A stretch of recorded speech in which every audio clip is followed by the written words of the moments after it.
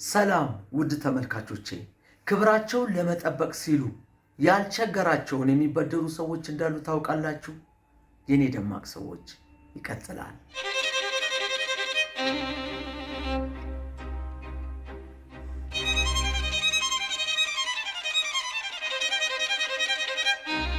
የኔ ደማቅ ሰዎች ድል ቀለም ከኤምቢአይ በአንድ ጋሎን ሰፊ ቦታዎችን ማዳረስ የሚችል ከነውበቱ ለረጅም ጊዜ የሚቆይ ቀለም ድል ቀለም። ድል ቀለምን ይጠቀሙ። የግንባታውን አጨራረስ በድል ይደምድሞ። ተመጣጣኝ ዋጋ ከበቂ አቅርቦት ጋር ኤምቢአይ ድል ቀለም የሚድሮክ ኢንቨስትመንት ግሩፕ አባል ከኤምቢአይ።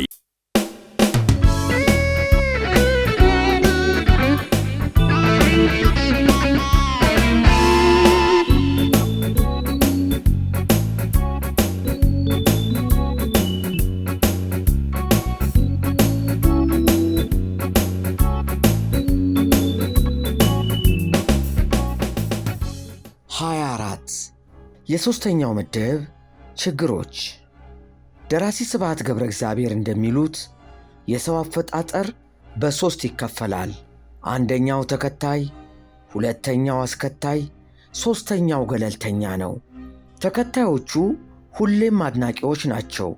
ምናልባት የአንድ እግር ኳስ ቡድን ደጋፊ ይሆናሉ። መጣ የተባለ ፋሽንም ላያመልጣቸው ይችላል። በሌላም መንገድ ይከተላሉ።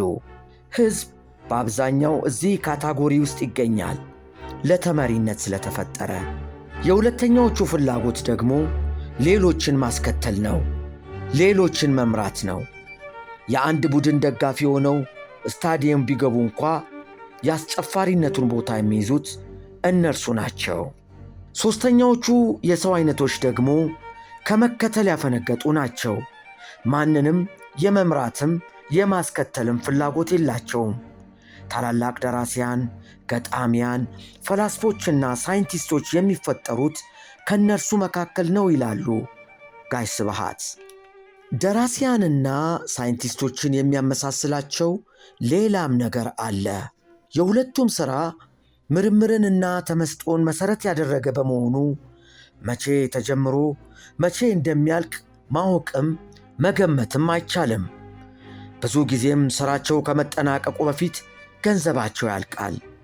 የቤት ኪራይም የቀለብም ችግር ሊገጥማቸው ይችላል። በድሮ ጊዜ የነበሩ ታላላቅ የዓለም ደራሲያን በዚህ ችግር ውስጥ አልፈዋል።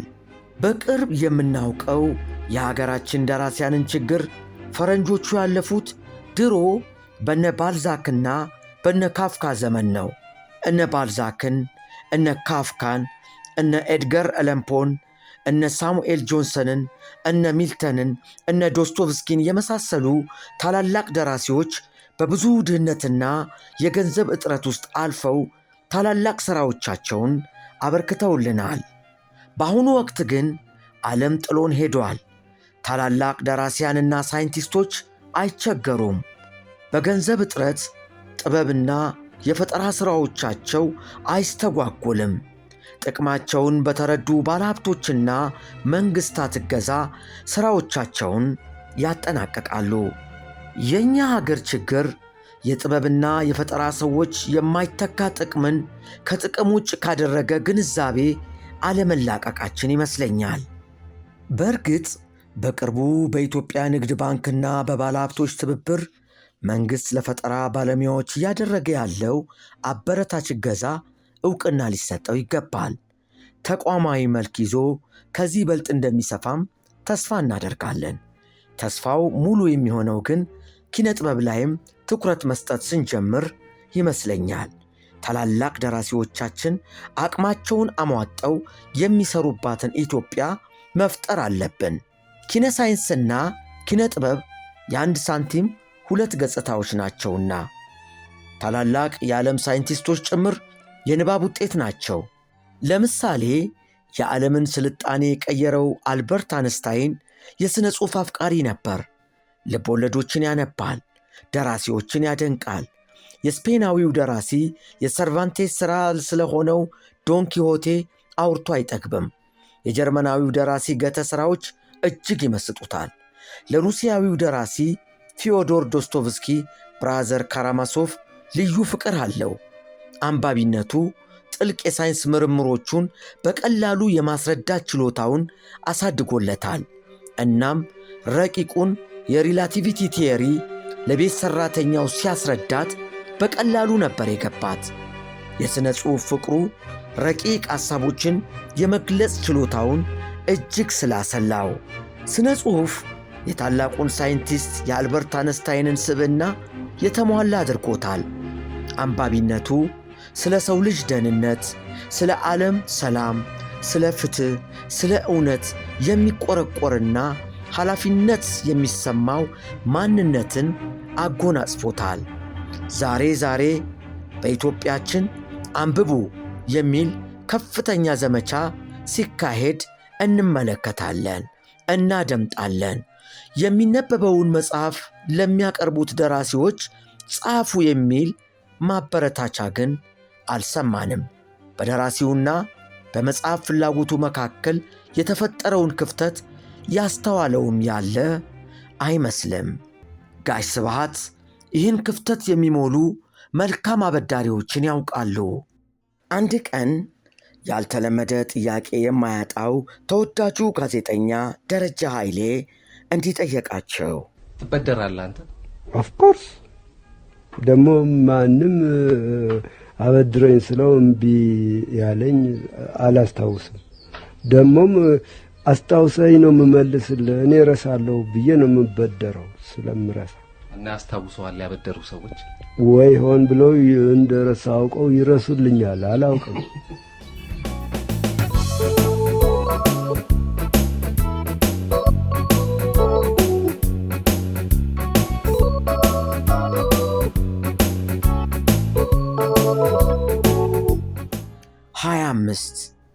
ትልልቅ ሰዎችና ትንንሽ ብሮች። ጋሽ ስብሃት ከሰዎች የወሰዱትን ለመመለስ ብቻ አይደለም አስታዋሽ የሚፈልጉት። አንዳንዴ ከሰዎች ገንዘብ ለመቀበልም አስታዋሽ ይፈልጋሉ። ይህን ያወቅኩት ከደራሲ ፀሐይ የመሰለ አንድ መልእክት ሲደርሰኝ ነው። ለዓመታት ከጋሽ ስብሃት ጋር አዘውትረው እየታደሙ የፍልስፍናቸውና የጨዋታቸው ተካፋይ ከነበሩት አንዱ ደራሲ ፀሐይ የመሰለ ነው። አንድ አስገራሚ ትዝታውን በተለመደው ድንቅ አተራረኩ ከሽኖ በእጅ ስልኬ ላይ ላከልኝ። ሙሉ ቃሉን እንደ ጻፈው ላንብብላችሁ። በ1980ዎቹ አጋማሽ አንድ ረፋድ ላይ ስብሃት ቢሮዬ ድረስ መጥቶ ተገናኘን። ወንበሬን ለቀኩለት። ጥቂት እንዳወራን ወደ ሥራው ገብቶ ይጽፍ ጀመር። አብረን እንደምንውል ግልጽ ነበር።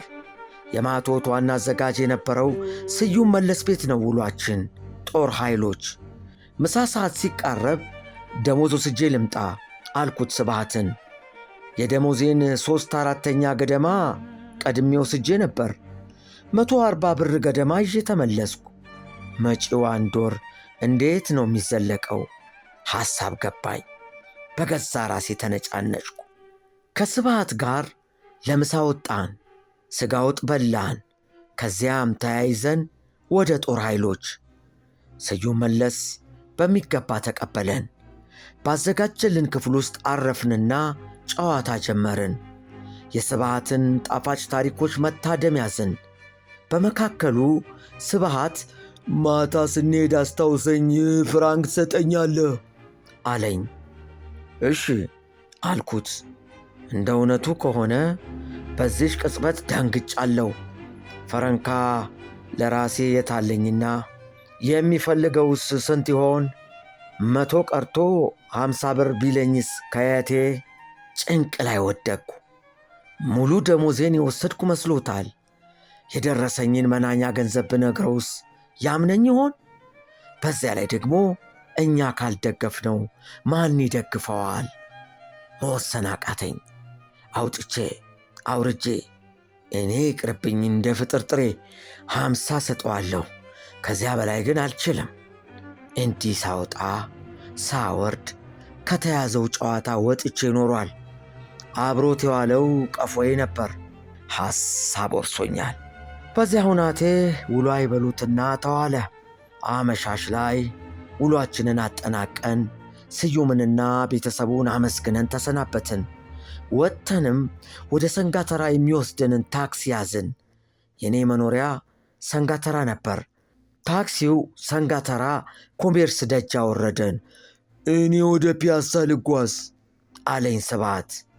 አስታውሰኝ ብለኸኝ ነበር አልኩት። አዎ አለኝና 1 ብር ስጠኝ አለኝ። ደነገጥኩ፣ ተገረምኩ። ለምን 1 ብር አልኩት።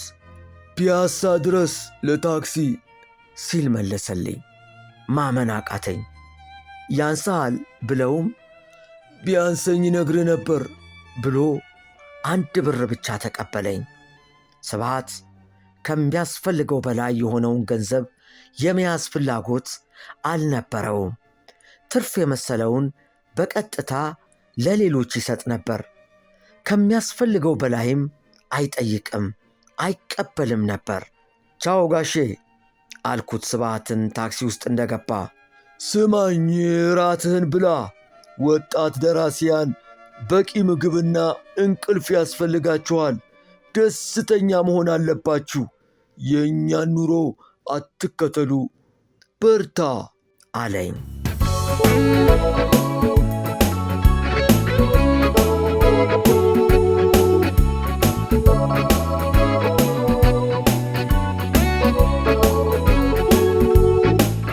ይህን የፀሐዬን ትውስታ ያነሳሁት አለ ምክንያት አይደለም። በአንዳንዶች እይታ ትልልቅ የሚባሉ ሰዎች ትንሽ ብር መቸገር የለባቸውም። ትንሽ ብር ከቸገራቸው ትልቅነታቸውን ያጣሉ፣ ይናቃሉ። ከዚህ ንቀት ለመዳን ሲሉ አንዳንዶች ከቸገራቸው በላይ እየጠየቁ የሚያስፈልጋቸውን ያጣሉ። የሚያስፈልጋቸውን ትንሽ ብር እየደበቁም ያልቸገራቸውን ትልቅ ብር ይበደራሉ። የቅርብ ወዳጄ የነገረኝን የአንድ ታዋቂ አርቲስት ትዝታ ላጫውታችሁ። ይህ ታዋቂ አርቲስት ለወዳጄ ያጫወተው እንዲህ በማለት ነው። በአንድ ወቅት የደሞዝ ቀን ረዘመብኝ፣ ገንዘብ ተቸገርኩ። እናም አንድ ወዳጄ ልጠይቀው ፈለግኩ። የሚያስፈልገኝ 800 ብር ነው። ያ ወዳጄ በቀላሉ ሊያበድረኝ እንደሚችል አውቃለሁ።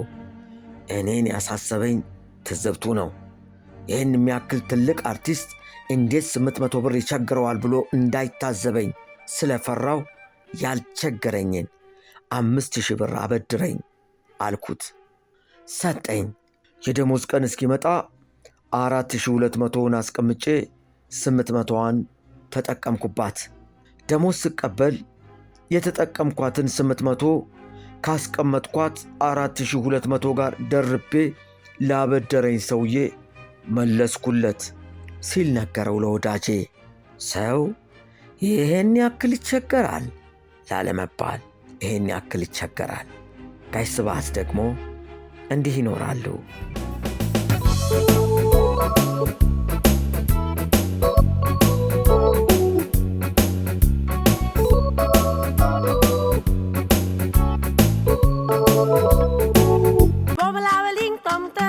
ሪል አይስክሬም የልጆቹ ጉጉ። እርሶም ቀመስ ያርጉ። ሪል በቸኮላት አይገልጸውም ቃላት። በማንጎ ቫኒላ መጣፈጡ ሌላ። በስትሮቤሪ ቀኖን አሳማሪ። በሞካ በላቴ ወደድኩት ካንጀቴ። ቀምሰው ያረጋግጡ፣ ምላሶ ዳኛ ነው። ለልጆቹ የሚያምጡ ልደት ማድመቂያ ነው። ለፍቅረኛም ሚስጡ የፍቅር ቋንቋ ነው። ሪል አይስክሬም የመጪው ዘመን ጣዕም ይወዱታል በጣም።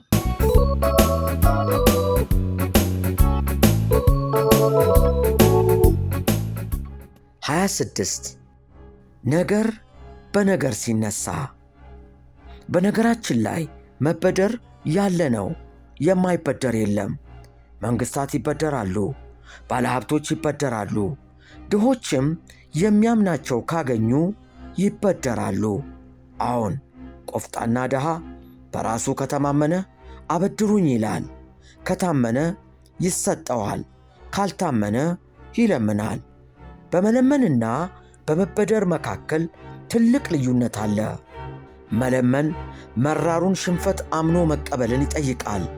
መለመን የሰጠኸኝን ገንዘብ ሰርቼ ልከፍልህ እንደማልችል አውቀህ እንዲሁ ስጠኝ የሚል ተስፋ መቁረጣዊ ድምፅ ነው። መበደር የኑሮ ቀውስ ምልክት ቢሆንም ቢያንስ መበደር ውስጥ የሰጠኝን ገንዘብ ሰርቼ ልከፍልህ እችላለሁ የሚል በራስ መተማመን አለ። እነኚህን ሁለቱን መለመንና መበደርን የማይቀላቀሉ ነገሮች ሆነው ሳለ ቀላቅለው ብቅ የሚሉ የአፍሪካ መሪዎች መኖራቸውን ያወቅኩት ከሞገስ ሀብቱ ግጥም ነው። ሞገስ ሀብቱ የመንግሥታት ብድር በሚል ርዕስ በ1988 ዓ ም የጻፋት ይቺው ግጥም በሌላ መንገድ መጥታ ሌላ ነገር ታሳስባለች። እንዲህ በማለት የአፍሪካ መሪዎች በጣም ይገርማሉ። ባህር ማዶ ሄደው ብር ይበደራሉ። ካጡ ምን ይደረግ? ይበደሩ ደህና።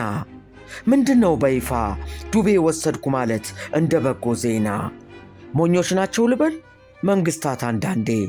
ብድር በአደባባይ ያስፎክራል እንዴ? ይህን ዜና ሰምተን ገርሞን ሳናበቃ ሄዱ እንባላለን ዕዳ ለማሰረዝ ሰጪውን ጥየቃ። ያልከፈልኩኝ ሰሞን ሽልንግ ተበድሬ የሰው ፊት እንዳላይ ስሸሽ እየዋልኩኝ መንገድ አሳብሬ ትልቁ ሰውዬ የአገሪቱ መሪ ትንሽ ማፈር የለም መልሰው ሲሄዱ ወደዛ በዳሪ። የሰው ገንዘብ ወስዶ ከሌለማ ማፈር። ኑ ተነሱ እንሄድ እኛም እንበደር። ማስተው ከተቻለ ዕዳን በማባበል ከቱጃር ፈረንጆች እንበደርና ሰርዙልን እንበል ትላለች።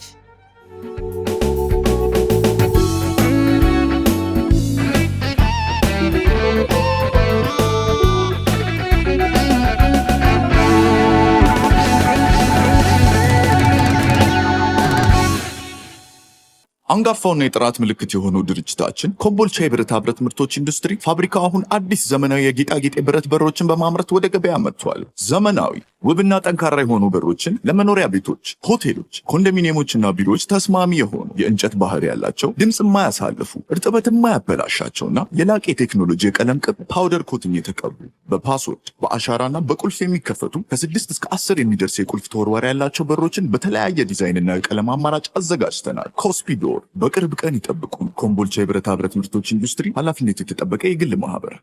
የደራሲ ስብሐት ገብረ እግዚአብሔር ትውስታዎች በዚህ አያበቁም። ሳምንት ተከታዩን ክፍል ይዘን እንቀርባለን።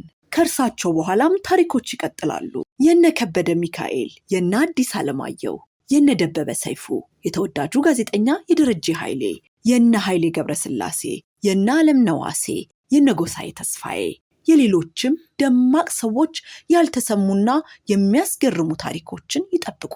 ሁሌ እንዲያገኙን ሰብስክራይብ ያድርጉን። የምስራች! የኔ ደማቅ ሰዎች ቅጽ 1 ካናዳ በሚኖሩ የትረካ ወዳጆች ታትሟል። ቶሮንቶ የምትገኙ ኢትዮጵያውያን በስልክ ቁጥር 43 7766 24 21 ደውላችሁ ማግኘት ትችላላችሁ።